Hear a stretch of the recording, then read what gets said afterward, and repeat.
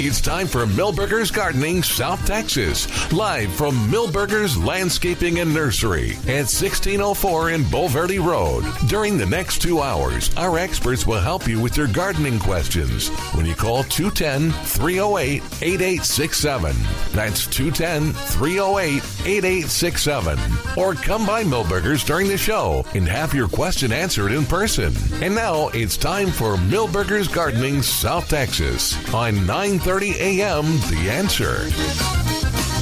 Good afternoon. Happy Sunday, everybody. Welcome to Milberger's Gardening South Texas on 9:30 a.m. The Answer. Alex Escobar with Dr. Calvin Finch and Mark Peterson. We'd love to hear from you. Give us a call at 210-308-8867, 210-308-8867. Or if you're walking around Milberger's today, it's a fairly cloudy day. It's still a little warm, but not as bad as yesterday. If you have any questions coming up to the patio, we'll be here till 2 o'clock.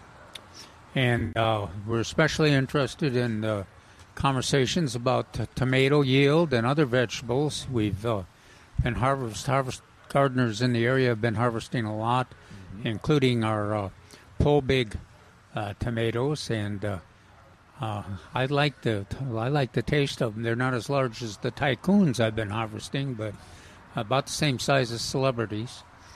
And they're great. A lot of yield now. And then, of course, we've got all the BHN 968s and Ruby Crushes are being harvested too.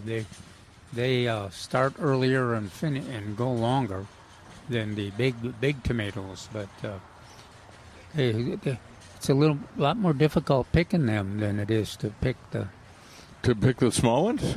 Yeah, well, it takes a little time. Yeah. It made a difference when I could park my mother's wheelchair right by the plant, and because she loved eating them. She'd eat them until she got full, and then she'd keep picking. So it was a good exchange. But yeah, they're going strong. Then the other thing, the article was on that we wrote about. Was about the report on our spring classes for the monarch and milkweed, and of course we distributed a lot of plants and stratified seeds, and we're starting to get some reports in, but we'll next couple months we'll get a lot more information. But the article talks about the hardy or the native milkweed plants that we have been concentrating our attention on. It even talks a little bit about the tropical milkweed that is the favorite nesting place or egg-laying place for the monarchs, but somewhat controversial. So anybody interested, we can talk about that too. And then the monarchs are gone. The migrants have moved north, but we're expecting the queen butterflies. And have you seen any queens? I have at my landscape 2 or 3. Mary has reported that she hasn't seen any here yet at the certified butterfly garden, but she's got both tropical milkweed and butterfly weed in there blooming. So that if somebody wants to see what the butterfly weed looks like, of course we're pretty familiar with the tropical milkweed. We have it right here in front of us on the patio porch. So that's another topic that we can talk a lot about, and we'll be seeing the monarchs again in September and October. And in the meantime, the queen butterflies will be taking advantage of whatever milkweeds are available. They are close cousins to the monarchs, but they don't migrate, so they'll hang around, they'll eat the foliage and lay the eggs, and the monarch, usually the milkweed plant quickly recovers, and so they'll be ready for action early in the fall. Well, let's not forget about the other side of the coin. You have to have nectar for not just the monarchs, but and queens, but all butterflies need the nectar. So You think we got a few nectar plants I here? think we do. That's where I was leaning towards. Is we have zinnias and pentas and salvias and lantanas. And we have a wide variety. And your mist flower? And my mist flower, the number one. Yeah. The number one, I say nectar plant. I think it's the choice, number one choice of many butterflies, if not most. It's certainly, if you got the mist flower starting to bloom now in landscapes, and those queen butterflies we talk about, they will quite often cover those blooms, those small blooms. Mm-hmm. It's a very, very good nectar source for all of the butterfly selections. And your lantanas, lots of lantanas. Lots of choices of those. Yeah, for sure. For sure. Some of the, New Gold, and then some of the other little hybrids. A lot of the reds have gone. If you notice that, you look over at our selection. I was admiring I love that shrimp plant, that golden shrimp plant. Okay, this is not your mother's or father's shrimp plant. These are some robust shrimp plants with large flowers. Particularly the lemon. I was never a big lemon fan, but these yellow ones are really big and really gorgeous. And they're a favorite of the monarch of the hummingbirds too. Of course, we haven't seen much hummingbird action here on the shrimp plants. There's so much to choose from, and they've been choosing the skull cap, and then Salvia greggii. Yeah, I guess that's what it is. I thought it was a Gara, but it's not. It's I think you're right. It's Salvia greggii. The red one is the Salvia greggii. Sure. I was looking at that pink, multicolored pink one I saw them on. It still may be Gara. We'll have to check during one of the breaks. But anyway, Salvia is an excellent all-around flower. Does a lot of things. I did a little research last night and this morning. For those who were listening yesterday, I gave a shout-out to anybody who has plants that will defend against mosquitoes. And one of my lists on the top 10 were salvias. So I guess they do a good job. But I guess I think it's not just the plant. You got to bruise them occasionally with the leaf to get those aromas out. What a savage. Huh? Yeah, I'm a savage. Yeah. So surprisingly, they were top 10. And we have all of them here. Alex, that's the problem with...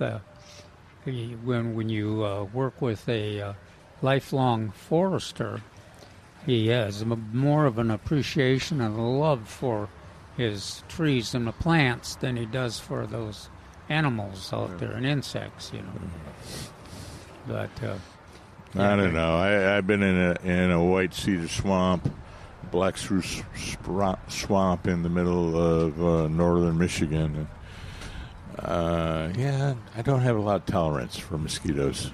Your other thing that's blooming, of course, the rust-colored shrimp plant. There's plenty of them here. Yeah.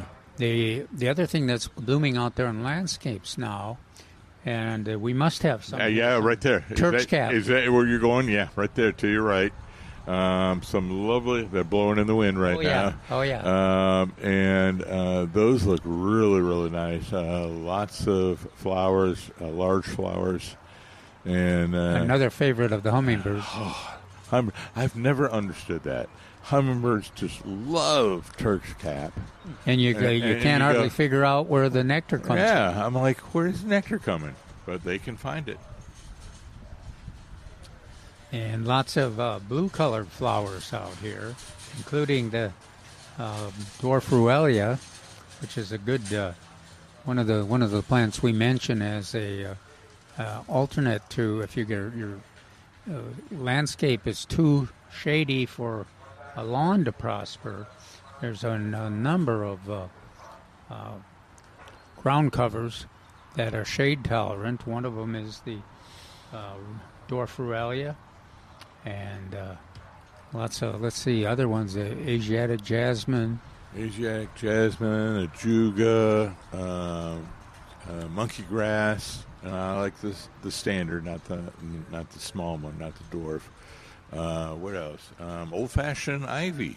Don't forget about the old-fashioned English ivy or Baltic ivy. And then that one I can never remember the name of. That's a bunch of different sizes of the grass. Oh, the liriope? Yeah, liriope. The shade-tolerant grasses. Liriope or liriope, whichever way. It doesn't matter. It's tomato. Yeah. And those plants, those shade-tolerant ground covers, are especially attractive when they're planted in layers in a shaded landscape under the trees. Really very attractive, and once they're established, easy to take care of. Use much less water than our typical lawn grass does. You know, that another plant that's very popular and durable in San Antonio area, and is placed prominently out there, is the plumbago. Oh yeah, and they have a lot of white plumbago, which you don't always see in the nursery trade, and we have a lot here. A good, I'm not gonna say a lot, a good amount. And boy, that white plumbago is nice. It is. I keep hearing that it doesn't bloom quite as much as the blue. That's what I hear, but just look at those. Yeah, they look good out here. Look good at the nursery for sure.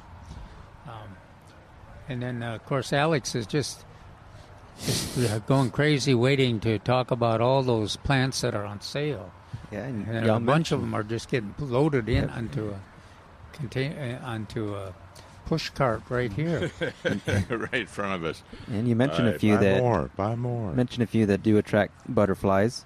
The pentas on sale, 5 for $9.50. They're regularly $1.99 in a 4-inch pot. Bougainvilleas, all inventory now 25% off. We have zinnias, 4-inch, regularly $179, on sale 8 for $12. And that includes some wonderful Dreamland, yellow and red, unbelievable, very nice plants, and then lots and lots of the smaller, more drought-tolerant selections. Mark's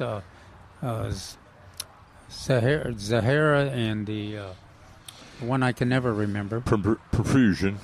What? Profusion. Yeah, and there's that double profusion. I saw that on my walk here. Gosh, that's a nice-looking plant. And I planted some of them 3 or 4 weeks ago, and they really look good, and they perform well, just like the other profusion do, in a small containers in full sun, hot sun, small containers, and on sale. Mm-hmm. We also have holly ferns on sale, regularly $29.99, on sale for $22.88.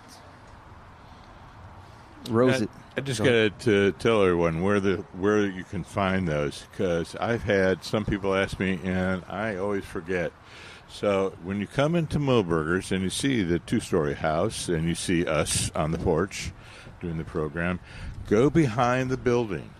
There's a huge live oak right behind the building, and they have all their ferns underneath the shade of those of that particular live oak. So right behind us, that's where they're keeping all the ferns. That's kind of the fern farm, if you will. Mm-hmm. Sorry. I just because I've had several people ask me, and I just didn't know where they were. So one day, the staff took me by the hand and go, "That's where they are, Mark." So. Are there any? Are the shade trees were on sale a little while ago? Are they still? No, not this week. We have crepe myrtles on sale, but that's good. And from what we said yesterday, all crepe myrtles now 50% off. Yes. Gracious. And I have the list, and we can talk about it a little bit later about the availability we have. It's a very nice list. And the other thing is, it's unusual for crepe myrtles to be on sale because their bloom period is just starting now. Just starting now. when we get into these 90-degree days, we look forward to lots of blooms on the crepe myrtles, as well as other plants that we've talked about at length here. And determine your favorite color, and there'll be a crepe myrtle that is blooming that color. And there'll not only be one that's blooming that color, there'll be one that's the perfect size for your situation in your landscape. What Mark, you identified some that I 2 feet tall. a few feet. We have even smaller, but 2 to 3 feet, and then we have 4 to 6. And then we have some that are really large. So we have a few of the Basham's Party Pink. And if you know that one, that's the really tall one with kind of the light lavender looking flowers. But they're the really tall ones. We have them here. We have some of the white, too, that are large. So we have a coma, which is a little bit smaller. And I believe we have Natchez, but we don't have Natchez here. But Natchez is one which is a little taller, and it has the beautiful cinnamon-colored bark, and that's really beautiful in the wintertime. And then that's not as large, quite as large as the Basham Party Pink, but it's large and showy, and the long-term bloom. Those two, Basham Party Pink and the Natchez, are the ones you want for a large landscape with lots of open area. And I did find my A&M crepe myrtle variety website, and it has it by color, by height, by form, and by fall color. Where was that you found? It's you look up Texas A&M AgriLife crepe myrtle varieties, and it should come up. And it's an extensive website, so it may take a little time to load up. That's what happened to me. But then you can just scroll down, up and down, and you can see all the ones that have a certain color. And you told us a long list that we have here available here at Milberger. Yeah, and I said, well, we may get after it after a break, but we have, let's see, 1, 2, 3, 4, 5, 6, 7, 8, 9, 10, 11, 12. 12 different species here available. Varieties, not species. Varieties. Yeah. Thank you. But there's, and it's amazing. Some gardeners, when they think about crepe myrtles, they think about those that they tried to grow 25 years ago. Mm-hmm. These modern crepe myrtles are much easier to grow in terms of pest and drought tolerance. And limited success in keeping these, finding sucking insect-resistant plants, but the mildew has... I'm not going to say extensively eliminated, but a lot of these hybrid varieties. All those Indian names. Indian names. If you find one with an Indian name, that's going to be mildew resistant. That's one of the hybrids, and they're very successful selections too. That and perhaps half the plants and Mark's list here at Milberger's are of those Indian varieties, but almost all of them are more resistant to pests than those early selections were. And my list here, as I asked early yesterday morning, because I knew they're on sale, I said, staff, I need a list of all the varieties you have in anticipation. Do they have it on the website? They probably do.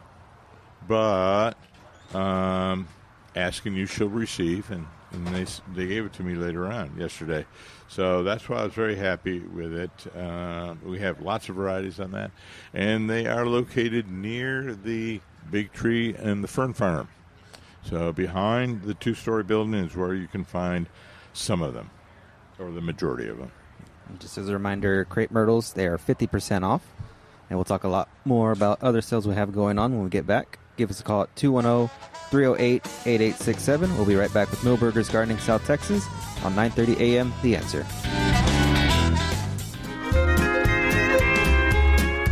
Welcome back to Milberger's Gardening South Texas on 9:30 a.m. The Answer. We'd love to hear from you. Give us a call at 210-308-8867, 210-308-8867. So I think Mark's still waiting on some home remedies about mosquitoes, repellents. Oh, yes. Call. Please call. I need help. Well, I hate to be a pessimist on it, but that is a request or a goal that's hard to fulfill. Yeah. Because mosquitoes know how to survive and know how to get access to their targets. Yep. And that's one of the challenges. You know, we even when we're talking about butterflies, and one of the things that threatens the butterflies is the use of pesticides. But we also admit that sometimes there's compromises you have to make, and quite often the compromise involve control of mosquitoes because of the threat of the mosquitoes and the viruses that they carry, and their ability for the population to respond. The rain comes, and 2 days later there's mosquitoes everywhere. Even here in South Texas, mosquitoes, not like they were in the north, but to some folks they sure are. But yeah, it'd be great.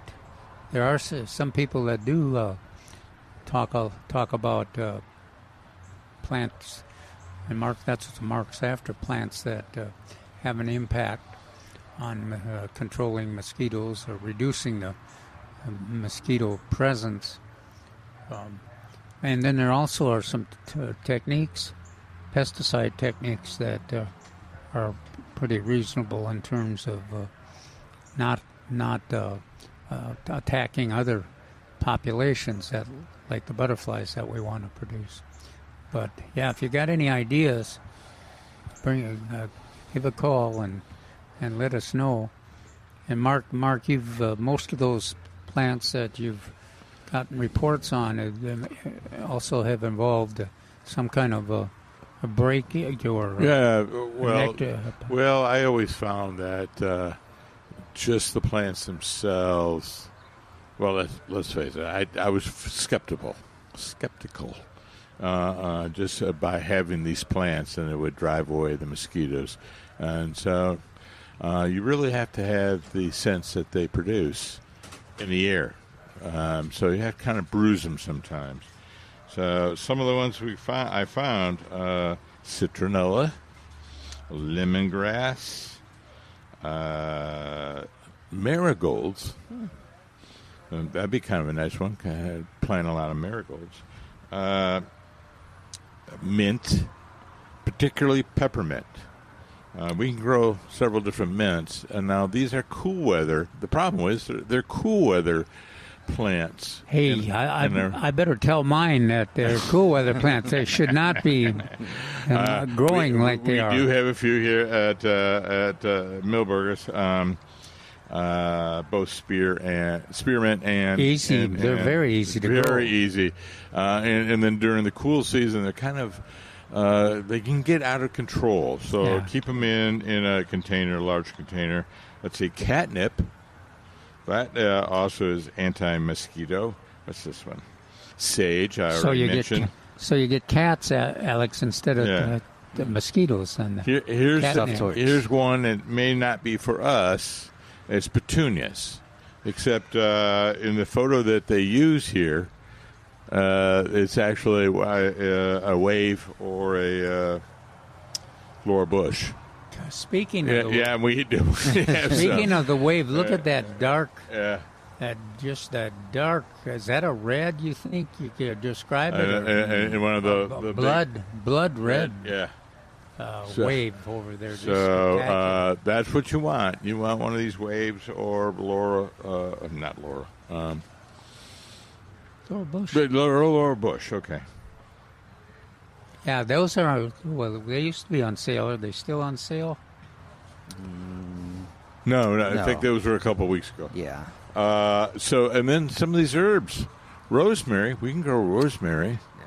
Yeah, I've always heard rosemary is relatively effective, especially if you do your breaking. And, I always heard lavender. Lavender is pretty effective. Now, all you got to be able to do is to grow it. Grow it here. So it is particularly not very good in this weather. Unless you have very dry or well-drained soil. Well-drained soil. You know who was a master at growing that lavender? He grew it in raised beds. Mm-hmm. And that was our Steve Brown, our weatherman. Oh, yeah? Yeah, he's also the lettuce Crawford lettuce master too, but yeah, it was just amazing. He had a wonderful bed of the lavender, one of the exotic lavenders, but attractive, easy to grow. But he managed it because it was in a raised bed. That seems to be one of the problems with lavender, is that our soils are not. Not conducive. Again, it has to be well drained. Yeah. So if you want to grow lavender, think about a pot, but then think about maybe some of that cactus mix, and put maybe a little peat in it, but or potting soil rather. But the cactus mix. One of those half whiskey barrels. Oh, that would be really good. Yeah. Yeah. And they're attractive plants too. Well, and then the final one on the list that I had here was basil. We can grow basil here very well. That's one of our summer herbs, as well as oregano and thyme. So I can just see if they're cooks that use all those herbs, and then in between their cooking, they're out there rubbing and rolling in the citronella and all their. So I like those last couple with and the mint too. But rolling around in the basil and the lavender and the rosemary, it'd smell wonderful. And you'd also be a favored. Well, let's see. Did you mention? I guess none of those that you mentioned were favorites of the black swallowtails. But let's see. No. But fennel fennel and dill. And parsley all have a good aroma as well. So you can break those down, bruise those foliage, and then let the black swallowtails have the rest. They'll find it. Mm-hmm. We always talk about the giant swallowtails and how wonderful it is to have them in the landscape, even though their caterpillars will feed on the citrus, because they never seem to produce more than a couple caterpillars on a healthy citrus tree, and so it's worthwhile to let them feed on it and mature. But a black swallowtail, if it gets near any of when it lays its eggs, there is no debate or calculations on how many caterpillars the plants can handle. They just lay all the eggs. In a short time, you've got nothing left but stalks on those favorite. Now they will grow back. Oh yeah, very fast. But and the black swallowtails are, well, I guess they're not quite as attractive as the giant swallowtails, but they are attractive too. Wonderful. What else? Anything else on your list, Alex? Oh, I thought you were talking about Mark. No. Vitex too. Yes. Let's see. We have some Texas Superstars still for sale. The Vitex, 50% off. Number 3, which is regularly $29.99. It's now 50% off. We have the Vinca Cora series, the Periwinkle, and a 4-inch pot, regularly $179. On sale, 8 for $12. And there is a deer-resistant plant. Oh yeah, the top deer resistant annual flower for the summer. Comes in a wide variety of colors as well. Yeah, the coral, those white and those red are unbelievably attractive, planting. And the deer will just, And the thing about them too, even the deer walking through them doesn't do a lot of damage. If we talk about zinnias sometimes being deer-proof, but if you got a deer that's walking through a zinnia patch, you can sure tell because the stalks, the stems get broken. But vinca much much more flexible, and aren't eaten, and they usually don't get broken even when there's deer traffic through them. So we also have. Let's see. Can we see the colors that are available out there? Oh yeah, there they are. There's the white. There's the red. There's some pink. Mm-hmm. Some of the several versions of pink and red.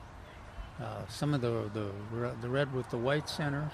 Yeah. So lots of choices. And what did you say the vinca was? The vinca, it was on sale 8 for $12. They're regularly $179 each in a 4-inch pot.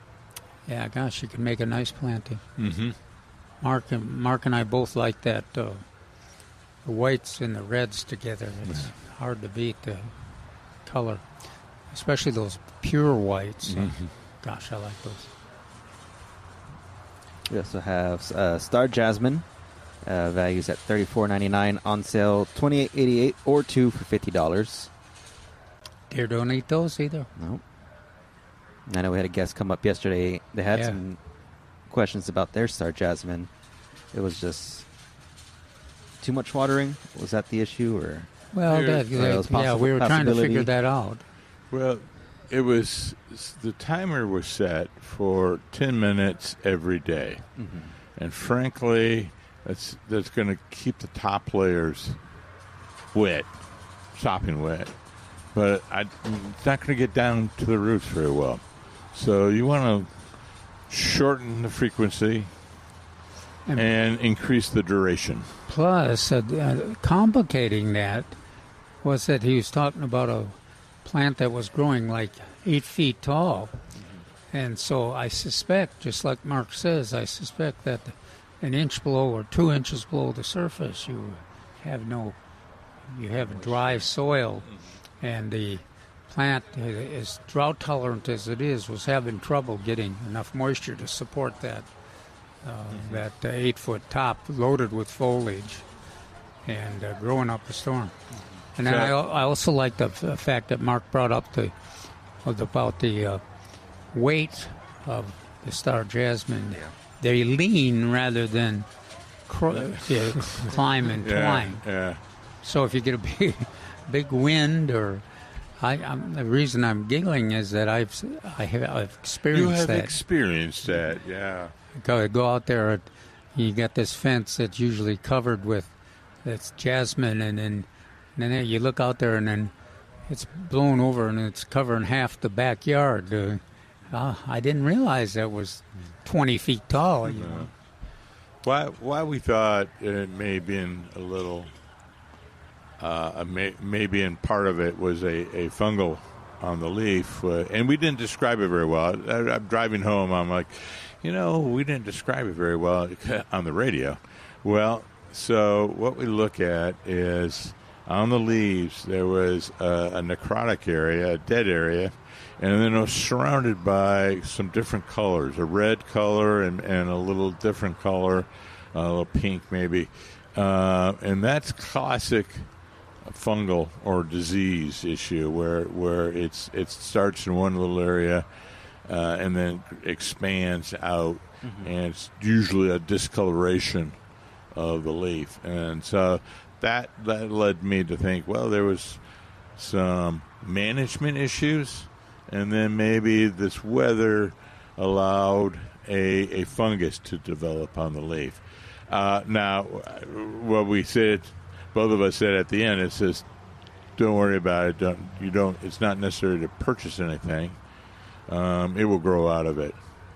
And I laugh because, we should probably tell them to purchase something.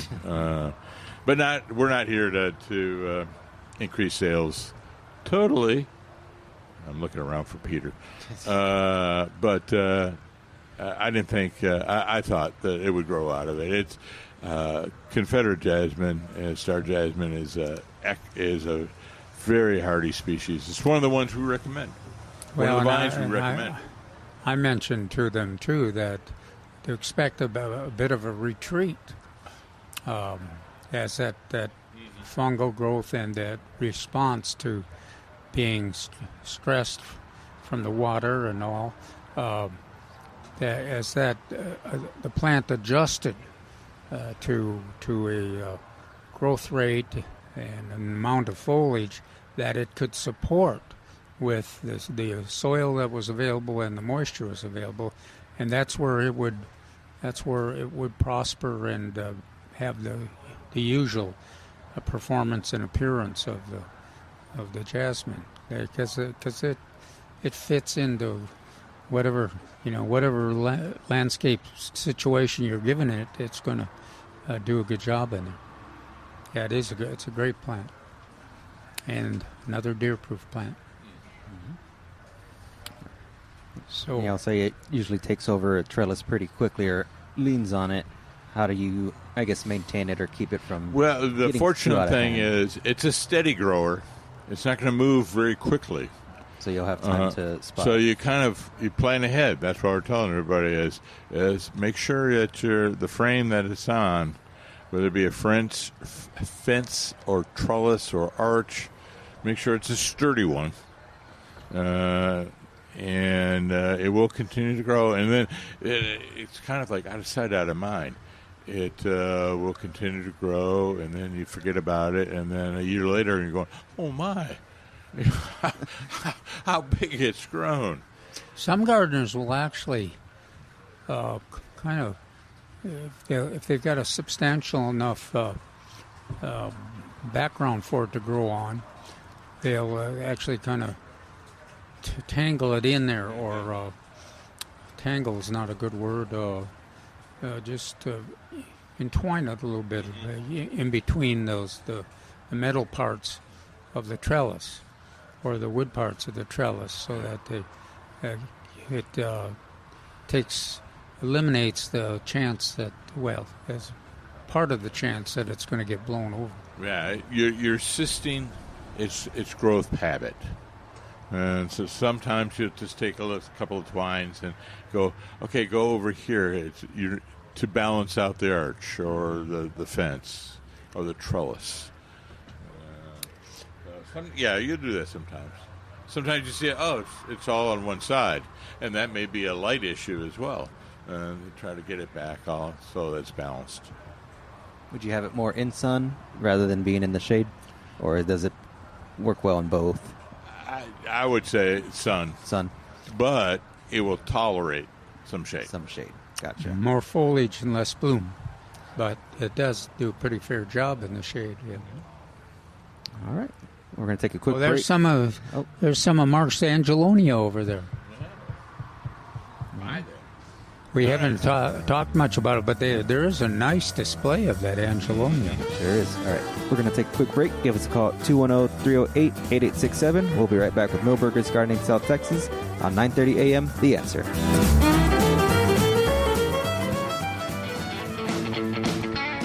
Welcome back to Milberger's Gardening South Texas on 9:30 a.m. The Answer. Give us a call at 210-308-8867, 210-308-8867. Now, we talked about the article, the topic is the monarchs and the milkweed, kind of giving a report of the spring classes and the distribution that occurred. Also in there, this week in the garden portion of the article, we talked a lot about the past, and we want to remind everybody that over 1,000 gardeners have attended our monarch and milkweed classes, and each one of them received a couple of, up until this year, they received 2 seeded plants in containers, mostly the native, the milkweed. And so we're all encouraging them to send us any kind of photos or that they have, or kind of report on what the over the last 5 years, what has happened to those plants that the transplants? Did they survive? Do they have butterflies on them now? Especially if you've got pictures with monarchs on them, that'll be real interesting. And did they survive the winter? They can kind of use the article, this Saturday's article, as a model to see what kind of questions we want answered. But the photos are especially important. And also, they'll let us know if you've got patches of, even if they're not milkweeds that you planted yourself, but there's patches of milkweeds, of the native milkweeds all around the San Antonio area and the Austin area, New Braunfels, Wilson County, that so you can let us know and send us a kind of a photo. If you do have one of the plants as they exist. We've gotten some wonderful photos of folks with the antelope horn milkweeds, and we got some photos of the Zizoti milkweeds with monarchs on them. I had a question about that because I've had some real success growing Zizoti milkweed, but I haven't had real success in getting the monarchs to utilize it. Even the queens haven't seemed much interested in it. So it was encouraging to see that there are populations and patches of the Zizoti all around San Antonio that have had a lot of traffic from the monarchs. And so then the photos, some gardeners had taken photos of those that use. So that's interesting.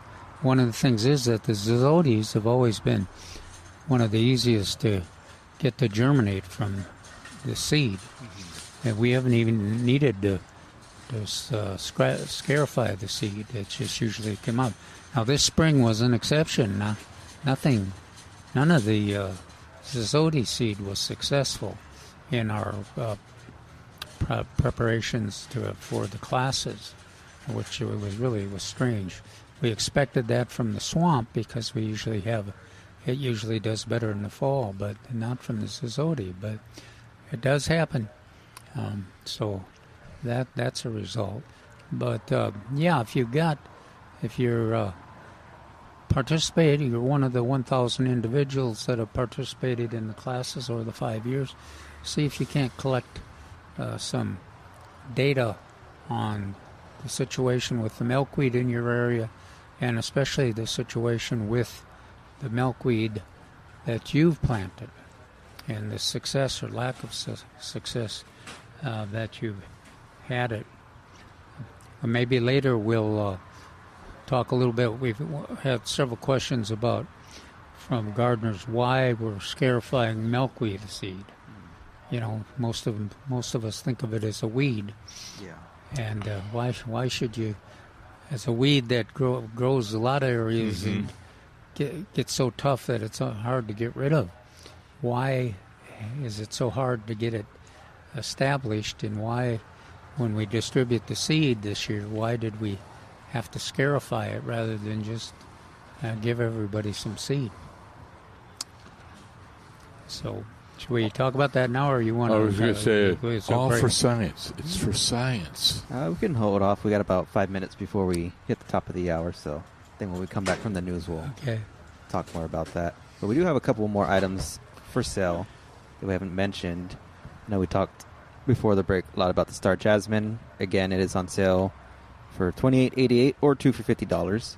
We have begonias on sale, 8 for $12, regularly $179 in a 4-inch pot. It is on sale, 8 for $12. And then last item is roses, all roses, everything in stock, now 25% off. And so that includes and some of those roses include some of those tough modern roses and old-fashioned roses that we've talked about. Let's see, Mark, help me. So I walked over there yesterday morning before the show, and they had the ones that we like, Martha Gonzalez. That's right. And they had a few Mrs. Dudley's Cross. They had one old blush that I continually forget. I listen to these. Was it the climbing old blush, or was it? No, it was the shrub old blush. I like the shrub better than the climbing. I've grown the climbing. Yeah. But usually we rattle off our favorites, right? Yeah. Mrs. Dudley's Cross, Carefree Beauty, Grandma's Yellow.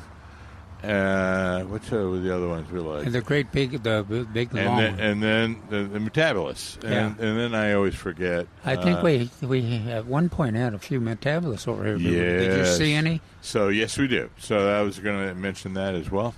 That we have a whole fence line, the whole back fence line over there has Metabolist. Oh gosh, that's a great plant. If you want a rose bloom for 8 months out of the year, and one that'll a disciplined plant, but a large plant, and makes a nice hedge, makes a good wildlife cover plant, but also makes a orderly addition to your landscape. Yeah. And the blooms, they start out what kind of a yellow to a pink to a red, I think. Yeah, it's great blooms. So that's that's great. What else have we got there? Can I mention one of the plants that I saw? Well, those sunflowers are hard to believe. Oh, that's right. They're spectacular. But there's also the tropical hibiscus. There's several different tropical hibiscus over there in 1-gallon containers. That a lot of these really intense colors. We haven't talked much about tropical hibiscus. No, we haven't. On that note, I asked staff yesterday. I said, "It's about plumeria time, isn't it? Do you have any plumerias?" And Susan said, "One, but they're coming." Oh, she did. She knew they were coming. Yeah, she knew they were coming. She didn't know exactly when, so she wasn't going to tell me the exact date. But everyone out there, remember, plumeria were coming, and we have one little lady. A woman who deals exclusively in plumerias, and she comes and she drops off literally 100 different varieties. So and she sorts them all per color, but that will be coming up. That's a really interesting plant to grow. Oh yeah, and of course the blooms are spectacular. And it is a tropical plant. Yeah. And but the blooms are. Those are the blooms that make lays into. Good. All right. And and over there, there's those cannas are over there too. Those guys bloom. Mm-hmm. Now we used to moan and groan about the leaf rollers on cannas. Now we talk about it's the favorite egg-laying site of was it the Brazilian skipper? Yeah, I think so. Yeah. So we, instead of just that darn ugly leaf roller, now it's the beautiful Brazilian skipper that only lays its eggs on the cannas. So we've got a new appreciation for every single butterfly that exists. Mm-hmm. And of course, the moths, too. We haven't seen our usual moths lately, our big selection, that one that looks like a hummingbird. But yeah, we haven't seen it in a while. Well, I expect it'll be here soon. And I think that's the last item we have listed.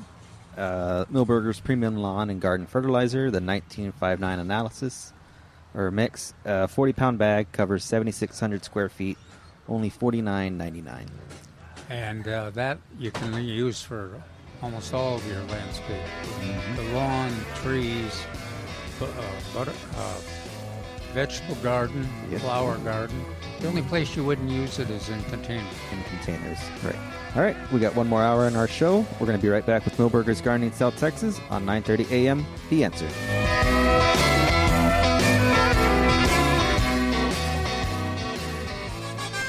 We're back with Milberger's Gardening South Texas, live from Milberger's Landscaping and Nursery at 1604 in Bulverde Road. Come out to visit or call us at 210-308-8867. That's 210-308-8867. And now back to Milberger's Gardening South Texas on 930 AM The Answer. Sure. Welcome back to Milberger's Gardening South Texas on 930 AM The Answer. Alex Escobar with Dr. Calvin Finch and Mark Peterson. We'd love to hear from you. Give us a call at 210-308-8867. 210-308-8867. What were you? We were going to talk about in the article This Week in the Garden, in addition to the report on the spring classes and the distribution of plants and scarified seed. We talked about the past classes and encouraging the gardeners that attended to send us some photos or give us some reports on the plants and seeds that they had received. One of the questions that keeps coming up, this time around in the spring, we not, instead of giving everybody that attended class 2 seeded containers, we gave everybody one germinated plant and one of the native milkweeds, but we also gave them a small packet of stratified native seeds. And the question came up several times: why do we bother to stratified weed seeds?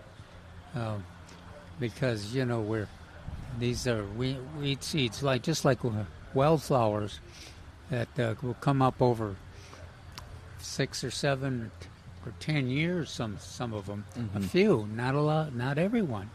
That's part of the survival mechanism of a lot of plants, including the milkweeds, is that a few of the seeds will come up every year. So that's why we stratify them. We wash them with the sterile water solution, and we put them in the refrigeration for 45 days. And that eliminates most of the chemical and physical limits on germination. So we've got a seed that's ready for action.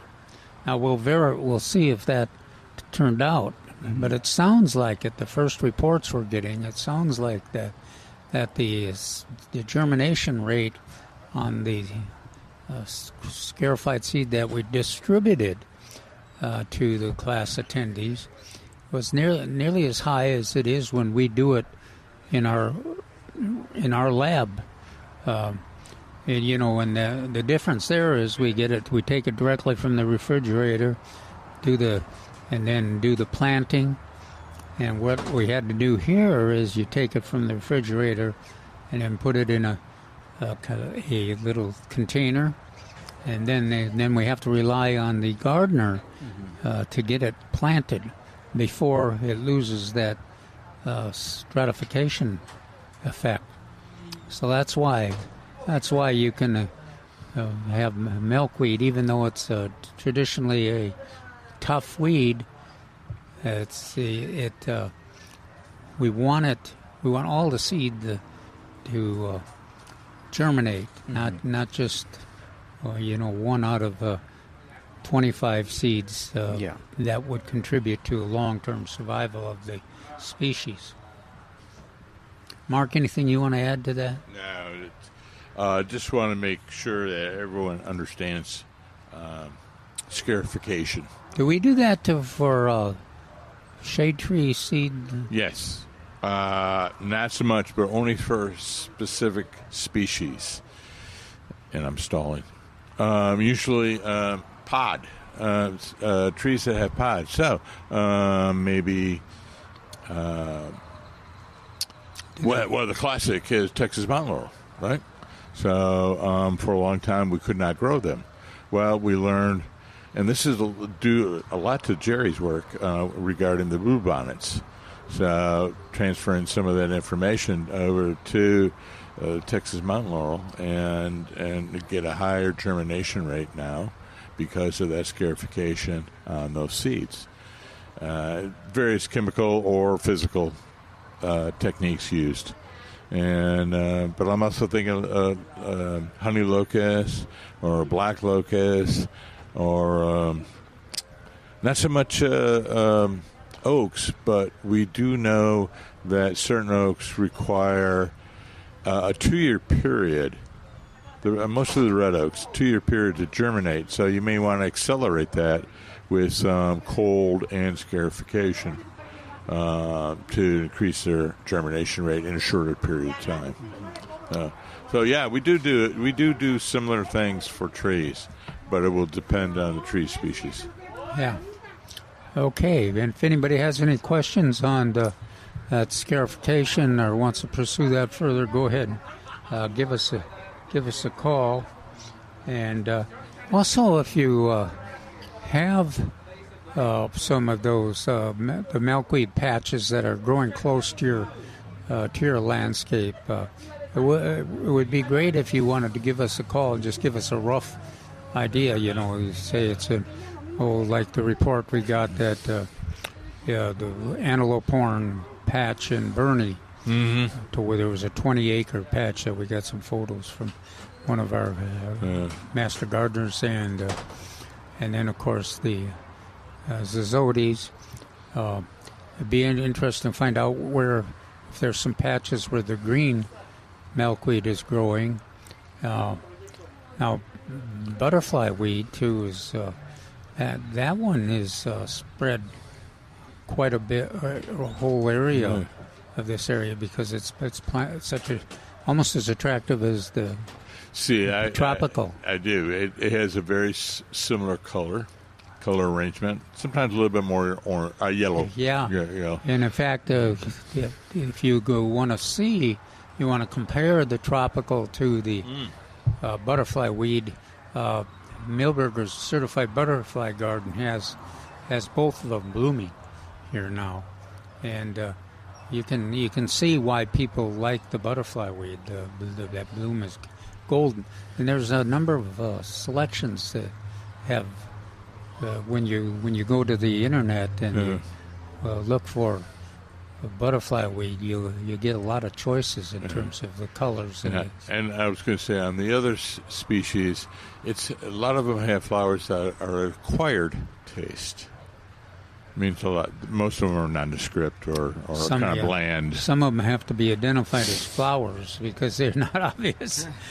Oh, I know what I wanted to say. So, folks, if you're looking for milkweeds, many times you'll find them in kind of an open forest canopy on the edge, and then also in old farmlands, again, on the edge. Selma, Shirts, that way, and then also in Bernie, we said they were I don't know where they were, but it's probably on an old farm field or so. And we've got swamp plants, swamp milkweeds that are reported in, the river that. Yeah, that Monica was. She said hers were all swamp, and I was like, what? No, so it was on the Llano River. Llano. Yeah, and it's the Llano River, and she said she had acres and acres of swamp, and I was like, wow. Now the Llano River is way out past Junction, Junction is the name of several branches of the Llano. And so, anyway, correct me. The Llano's out there, but I can't remember what that river forms. But anyway, I'm sure someone out there will call and tell me. But anyway, it's far west, in other words. So when you think swamp, you think, well, maybe it's East Texas, and not necessarily. Now, showy is relatively easy to grow in my plantings. The showy at least some of them survived the winter and have come back. So I'm looking forward to them. That's the thing. One of the things about the milkweed, it takes them 2 or 3 years at least to get that root established, and where they're ready to survive every year and produce blooms every year and enough foliage to support a monarch butterfly laying its eggs on the plant. Another thing I want to remind the gardeners, I think we mentioned it in the article, one of the challenges of that the monarchs are faced with their natural history is that they do that migration from Mexico City up through the south central Texas into North America and all the way up to Canada, and then they come back in the fall. And every time they lay a batch of eggs, the parents die. So that's you'll be faced with 4 or 5 different generations when you're so don't get affectionate to your monarchs, because some of the generations are only 3 weeks, 4 weeks long before they get to another area where there's lots of milkweeds, and so that the new generation, and it takes the young the caterpillars that there's hatch, it takes them 30 days to mature, and then they get on that migration rate, and then some of those lay their eggs almost immediately after they move off from their growth site. So that's a complex and interesting natural history. And there's some natural predators that occur. Yeah, not as many. One of the things we always brag on is that one of the great reasons to eat milkweed for the caterpillars, the queens and the monarchs, is that the chemistry is so potent that the caterpillars and even the mature butterflies are not very tasty to predators. So a lot of birds and other predators will pass on the monarchs. And in fact, there are some butterfly species that resemble monarchs that actually are don't eat milkweed, and they get passed up by predators because they look like monarchs. But there are, as we've experienced over the last few years, and from some of our monarch experts, including our teacher Lulu, we do have some wasps that harvest the caterpillars, and the wasps are generally looked on as desirable predators, but it is a little nerve-wracking sometimes when we've spent all this effort trying to get the monarch caterpillars to hatch. When the wasps show up and harvest them, after going through that whole process. But it happens, and as Lulu and her class have reported, that's part of the natural history of not only monarchs but a lot of different wildlife, animals and insects and plants. I hear the Lion King in the background. The circle of life. The circle of life. Anyway, yeah, that's what I was getting at when I'm talking about predators. We had some young third and fifth graders watch the wasp eat the caterpillars, and they were okay though. Well, one of the controversies, including monarchs, is that a lot of gardeners get to have a real affection for them, and they it becomes more important for them to successfully raise their caterpillars and to shelter their caterpillars than it does to contribute to that population that's migrating and everything. So that's one of the topics that gets discussed quite a bit. I think not as much as it used to be, but if you go on the internet and do the monarchs, you'll find lots of organizations, nonprofits that raise caterpillars, especially monarch butterflies too, and every city along the migration route has butterfly events, and somebody will have raise some of the butterflies to release at the event, or to have them available so everybody can examine them too.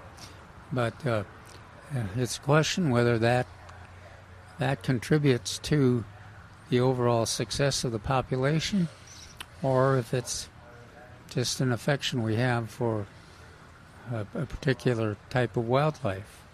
And monarch, there is a real affection for monarch butterflies, not just monarchs, but a lot of other butterflies too.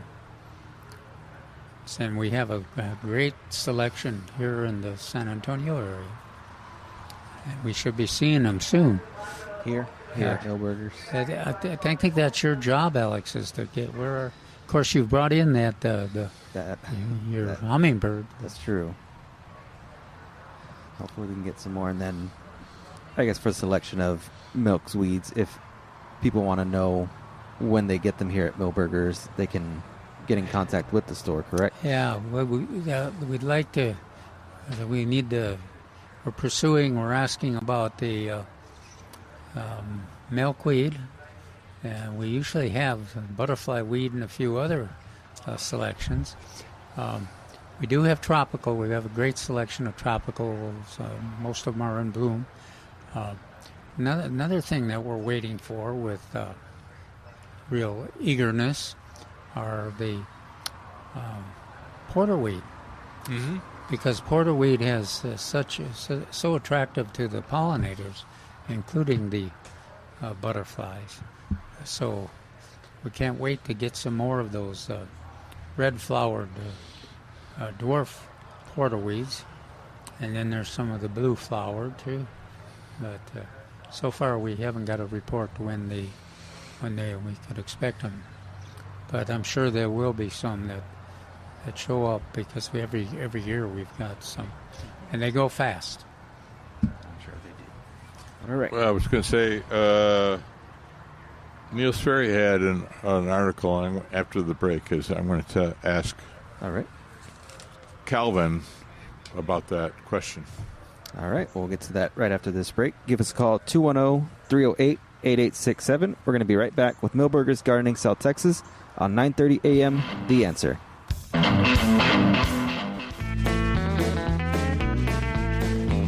Welcome back to Milberger's Gardening, South Texas, on 9:30 a.m. The Answer.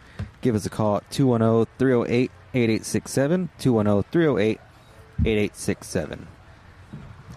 Mark, you had a... I also read Saturday mornings. I read Calvin's article, and I read Neil Sperry in the newspaper.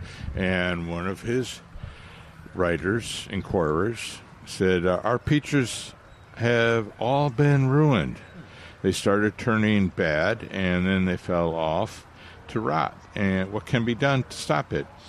And Neil responded, this is a fungal disease of peach fruit, one called brown rot. And so I was going to ask Calvin, a former peach grower, has he ever experienced brown rot? Well, I think every peach grower experiences to a limited amount. And especially, like my peach orchard was in East Texas, where we had much more moisture than we have here, and so we'd see it every once in a while. But and I don't know what Neil said, but the key prevention task and works really well is that when your petals of your blooms fall off on the peach tree, then you start a weekly spray program that includes both an insecticide and a fungicide. And the fungicide, there's a number that you can use. The one that traditionally is Captan. I think it's still available. Yeah. Captan. Yeah, and Daconil. You can look on the label of the fungicides that are available and see which one meets your needs and which one lists the peach trees. I've never. I don't know if things have changed, but commercial peach growers have never had great luck with a organic fungicide. So generally we have to rely on one of the manufactured, including Captan. Mm-hmm. So that's what you do. You just that's part of growing peaches, is to spray every week and with an insecticide and with a fungicide.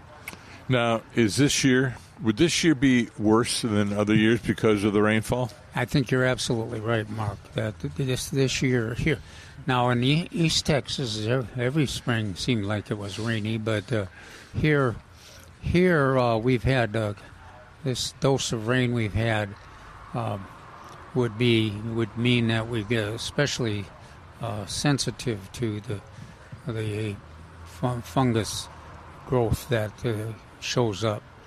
And a lot of folks that grow peaches in their backyard do not spray every week, and you can get some kind of a harvest even if you don't spray. But when we have this kind of rain and moisture, humidity, you really need a fungicide, and it depends on your. It depends on the selection of your peaches and how long it takes them to mature, too. I also think there's something you should do that a lot of Texans can't do, is thin the fruit out and thin it out early. Oh, yeah, that's always commercial peach growers, especially when we're trying to grow early peaches that are relatively small. If you can get some extra size on them, the price difference, that you received was just amazing. So we tried thinning out, even bloom thinning at times, and certainly small peach thinning as well. Now, part of that changed when the South American countries started producing peaches, because their crop was available when we usually had those small early peaches in this area, and so that kind of they were relatively easy to get those South American peaches early and at a reasonable price, and so it became less, like spring gold and things like that. It became less desirable or less of a return to try to thin, because they're very expensive to have a crew going through and taking those my little peaches off or blooms off your trees.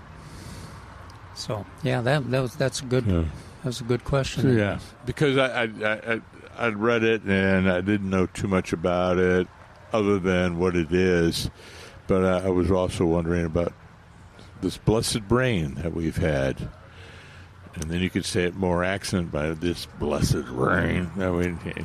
Well, that's a typical agricultural and horticultural reaction to. There's never anything perfect. There's either too much rain or too little rain, or drought and heat.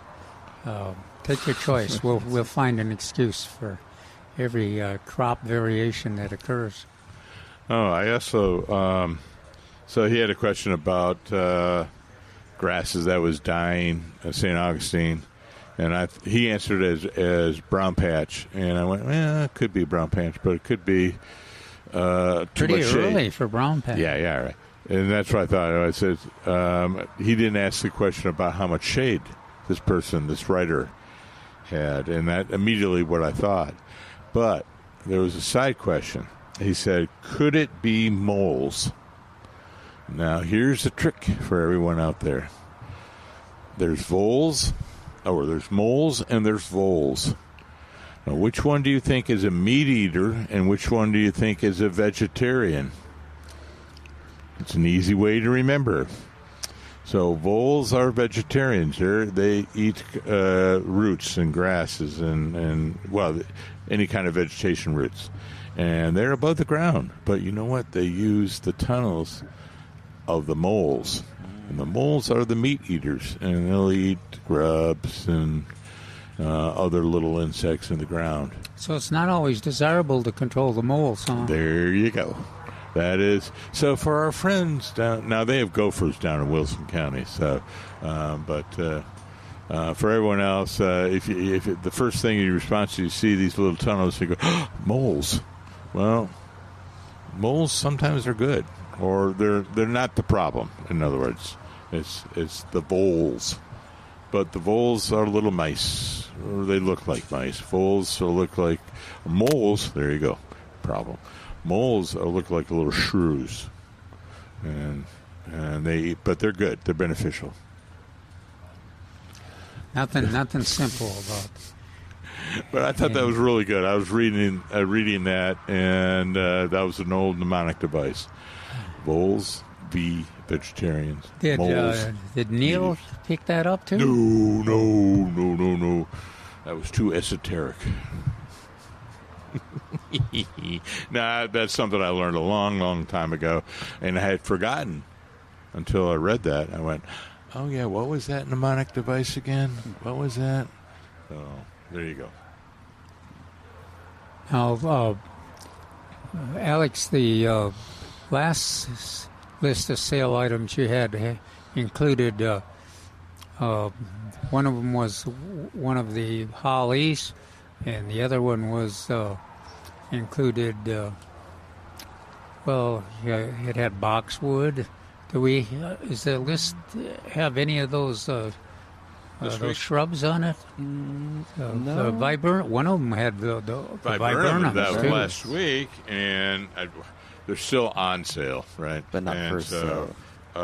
Those are all great plants for your hedges, or if you want to make a little green barrier. Yeah, decorating in front of your building or along your sidewalk. Viburnums and hollies are our choice for those areas. Unless it's full sun, then you can go Metabolus rose. I'm sorry? Unless it's full sun, and then you can go Metabolus rose. Oh, yeah. Well, except, if you want to, if you got enough space for the Metabolus. Whereas those discipline, well, we talk about Metabolus being disciplined too, but it's a lot more muscle. Can get as 12 feet tall at some places, and it can get 12 feet long or 12 feet in diameter, which is spectacular in some situations. If you want to fill a lot of space, have it look good and disciplined. But if you want something really disciplined, all those hollies we talked about, Burford holly and our traditional. We have some Chinese hollies, and then the Yopan. Yopan holly is what I was trying to think of, and then of course the viburnums. You got a lot of choices too. You got the Sandanqua that can be quite large, or you've got some of the smaller holly viburnums too that are small. Evergreen, shade tolerant, blooms in the spring, and most of them have some berries that the birds like too. Very much so. Yeah. Anyway. I think during the first half of the show you brought up we had a large selection of crepe myrtles, available. I don't know if we went through that list today. We didn't. We teased it, but not. we got sidetracked. So so we have 12 varieties. For those who missed that, Calvin corrected me, so I'm learning. So we have Coma. That's an Indian name, so it's going to be mildew resistant. I forget all the exact parameters of that, but it's a smaller one. Dynamite. Dynamite's one of the newer ones, and it's red. And it's about 18 to 20 feet. Wow. One I don't know is Autauga. I think she spelled it. Maybe that's Catawba. That's the purple. Catawba is the one that you and I like. That's that purple one. Yeah. We worked with that in some tests. Yeah. Some plantings. And then this other one, Tuscarora. Oh, gosh, yeah. Yeah. Ebony Flame, Royalty, Zuni. So that's a smaller one. Red Rocket, that came out the same time as Dynamite about 3 or 4 years ago. Black Diamond. That's the one with the dark red foliage. Basham's Party Pink. And Pocomo. And Muskegee. And Muskegee is a good one, too. Is that a pink? Yeah, I think so. I think maybe a coral. Maybe that's what it is, coral. These are all wonderful, wonderful crepe myrtles, and they are what? They are on sale, 50% off. There you go. You're keeping up. Yes. And you're talking about, quite often when the crepe myrtles are on sale, it's in the fall at the end of their bloom period. But we're talking about the beginning of their bloom period right now. So you get them in you pick the ones that fit your landscape because every size you need is available, and then you get them planted, and you're going to probably have blooms in most cases you'll have blooms this growing season. Yeah, the summer, probably in July, August. So they'll become established, and they'll produce flowers for you almost immediately. And these you plant in the ground. You don't necessarily keep them in their pots or in containers? No, I would try not to. Gotcha. In fact, what I always urge everyone to do, not everyone does it, but is before you go to the store, dig the hole. That way, you also know how big of a plant you're gonna buy. By the time you dig the hole, you're going, I'm going to try to get a small one. And before you dig, I think you should be. That was last week. Yes. Remember, before you dig, call 811. That's Test Dig is its other name. Call 811 to make sure that you won't hit any electrical or cable lines. Gas lines, too. Mm-hmm. Another one that it's kind of in the same league, I think of it as crepe myrtles, is the Vitex over there. Vitex, yeah. And isn't that one? It sure is. All right, there we go. Vitex. 50% off as well. And what kind of container are they in? Number 3.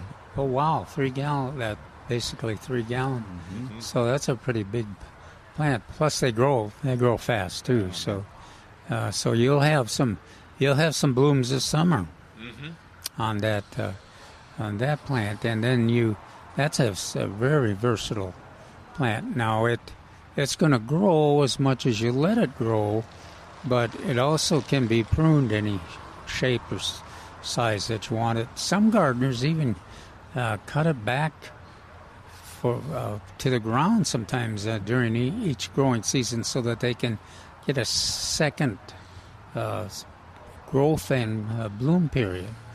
I kind of like to have it pick a size, just like kind of the crepe myrtles. Pick a size that fits the point where you're putting it in the landscape, and then the pruning you do keeps it at that size. But that is also another pollinator, and I think it qualifies as a all-star pollinator plant. Mm-hmm. Much more attraction than crepe myrtles. Crepe myrtles are not a great pollinator plant. They'll get some. Yeah. But we usually said bees are attracted to it, but on the Vitex, a greater number of pollinators. Yeah, bees, butterflies, and hummingbirds. And some hummingbirds. And blue flowers. There's some. If I remember right, there's some versions that have white flowers. Right. But I don't think that's included in the sale. As far as I don't know. I don't think we have any, frankly, here. They are quite rare. There was one at the Botanical Gardens that Paul Cox obtained and planted in the ground, but I don't even know if that one is still there. But they are quite rare. And if you find one, snatch it up as soon as you can.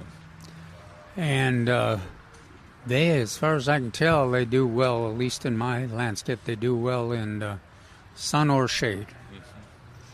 You'll get more bloom in the sun, but the plant is attractive, and of course a lot of them will, just like this one here at Milberger's, will find its way into the sun by its growth rate. Yeah, and I always gave the parameters be 10 to 15 feet tall and 10 to 15 feet wide. Well, which is which is a pretty conservative because it's staring at us. And then I looked across the porch and the nursery and going, well, that's about 25 feet or more wide and 25 feet tall. It's kind of a compact shape too. It's an attractive. All right. Well, we got one more break for our show for today. 210-308-8867. We're going to be right back with Milberger's Gardening South Texas on 9:30 a.m. The Answer. Welcome back to Milberger's Gardening South Texas on 9:30 a.m. The Answer. Give us a call at 210-308-8867. 210-308-8867. All right. Got about maybe 13 minutes left in our show for today. What's going on, Calvin? I said you're chuckling over there. What did you receive? Oh, I got an email.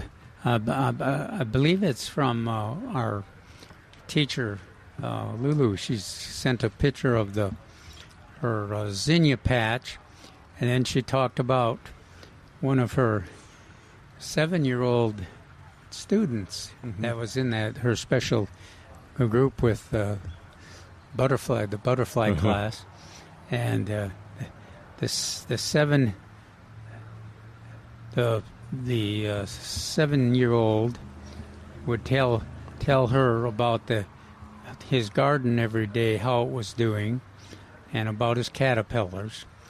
And his mom told them they were out watering when a red wasp arrived looking for food.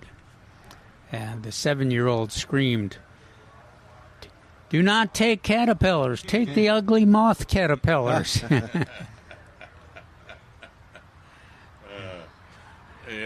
Yeah. Not the green and black one. Not the green and black ones. Yeah. Well, some of those moths that we've experienced here are almost as attractive as the monarchs. Yeah. But I guess they're less affection for them than the monarchs, because we don't see as many moths. Yeah. And they're generally at night and things. Yeah, although the moths far out, the moth population far outweigh the butterflies. 5 or 6 times as many different varieties have selections, species, in fact. So, yeah, that's amazing. And there are some. We'll provide a recommended list of resource books, but there's a new moth identifying a book out. There's a lot of butterfly identifying books, and especially some good ones on caterpillars. So we'll include again as part of our holiday gift recommendations. I guess we're a ways away from the Christmas. Maybe a July. Yeah. Maybe like birthday for the United States. We're going to offer these books.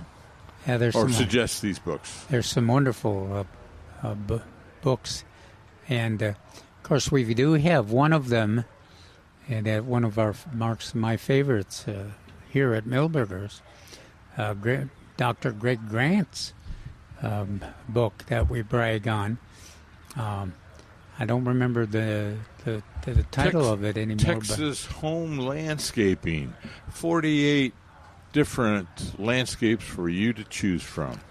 And what the great thing about that is it breaks down, when folks get a new house or move, and then they look at the landscape and they say, "Oh my Lord, that's such a big job. It's kind of overwhelming." And so Greg's book breaks it down into pieces so that they're doable pieces of the landscape issue. So you can do them piece by piece as the time allows, or as you identify the priorities, what you want to get to first. And that's great.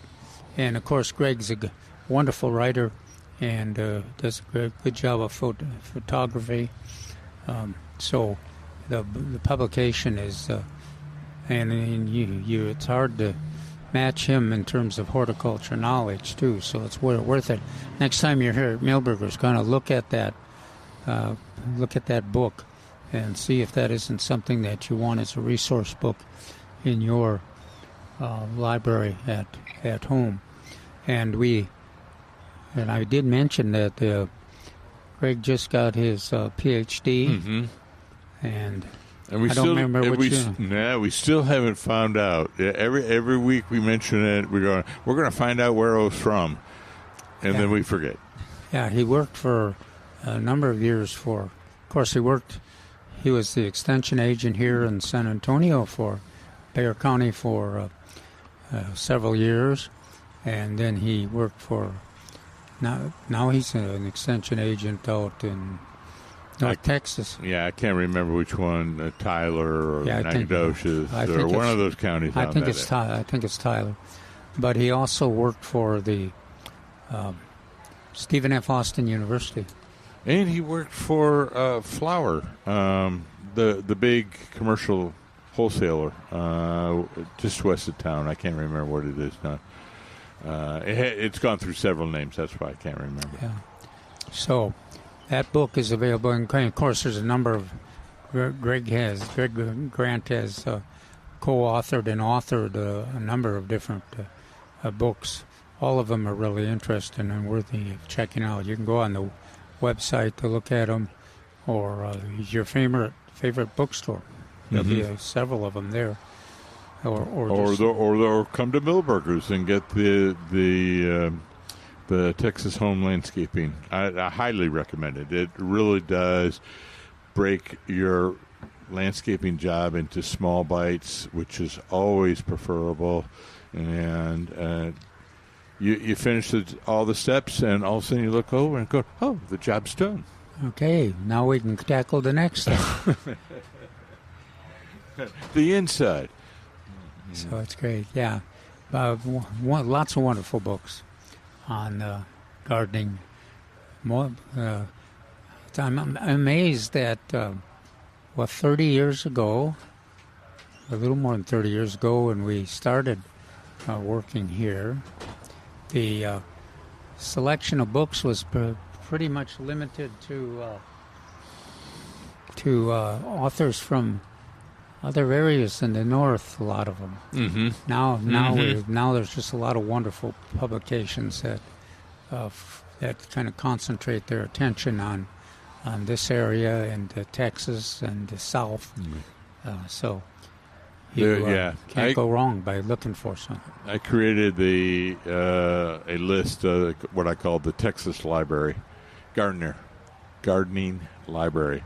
And I can't remember all of them, but I do remember Perennial Color by Bill Walsh, William Walsh. And that's a good one to always have. And then also for vegetables, Dr. Sam Cotner. Yep. And that's the Bible for that. Well, and then for a general guidebook, our friend Dr. Neil Sperry has... I got it right here. You can see it on the radio. Texas Gardening. Yeah, it's complete. Neil Sperry's complete guide to Texas gardening. And Neil is another person that does a good photographer and a writer, and he is a organizer. Includes lots of lists and lots of photos of plants to meet every gardening challenge that you have in the Texas area. So what else is new, Alex? We got what time? We got a few more minutes left. About 3 minutes left. All right. Is there a little preview for what your article may be about coming up next week? What do you got? What do you got on deck? Since I know we're going to be... Let me think here what I've got on deck. Well, he's thinking, just remind Oh, I know. Okay. What's blooming? What's blooming right now? Yeah. And that's some great topics. So great plants and some pretty challenges. There's still time to get some fertilized and take advantage of our rainy weather. Yes. And get the fertilizer out and get it out onto the lawn and into the beds. And what fertilizer is that you recommend? Milberger's 1959 because it has a little bit of extra iron and a little bit of extra sulfur. And it's 50% slow release, 50% fast release. Stores well. And works for not only for the lawn, which is a target, but it's great for trees and shrubs and for the vegetable garden and the flower garden. Yes. Can't go wrong with that product. And while we're inside 2 minutes, just want to give a heads up to everyone listening. Next Saturday, it will be a pre-recorded, updated pre-recorded. So we'll be giving you the sales for this upcoming week. The station has some mandatory maintenance, so we won't be live Saturday, but we will be back live on Sunday here at Milberger's. Just want to give everybody a heads up on that. So will we be here? On Saturday, our visions will be, our recorded selves. Recorded selves will be here. Yeah, we'll have some cutouts sitting on the porch. Yes, just the three of us. Hopefully, the wind doesn't blow us away or anything, but no. And we'll talk about some of the topics that are appropriate for the period in gardening, just like we do every weekend. Mid-June, there's lots of things going on. Mm-hmm. Okay, there's what is this little butterfly over here? Which one? I'm trying to see it. It's looks. Is it a queen? Can you see way on the end of the right in the corner? Lantanas? It looks like queen or a fritillary. It's at an inappropriate angle. Yeah, it doesn't want. There it goes. Okay. Here it comes this way. Looks more like a queen, doesn't it? Yeah, it went above us right now. All right. Yay, our first queen. And then we'll expect to see there's fritillaries flying. We haven't seen any here yet, but they're flying. And then there's lots of sulfurs and lots of the white. There's one over there. Yeah. Sure is. All right. Just want to thank everybody for listening today and this week. We'll be back next week with Milberger's Gardening South Texas on 9:30 a.m. The Answer. Alex Escobar with Dr. Calvin Finch and Mark Peterson. We hope you have a great week. And go Spurs, go.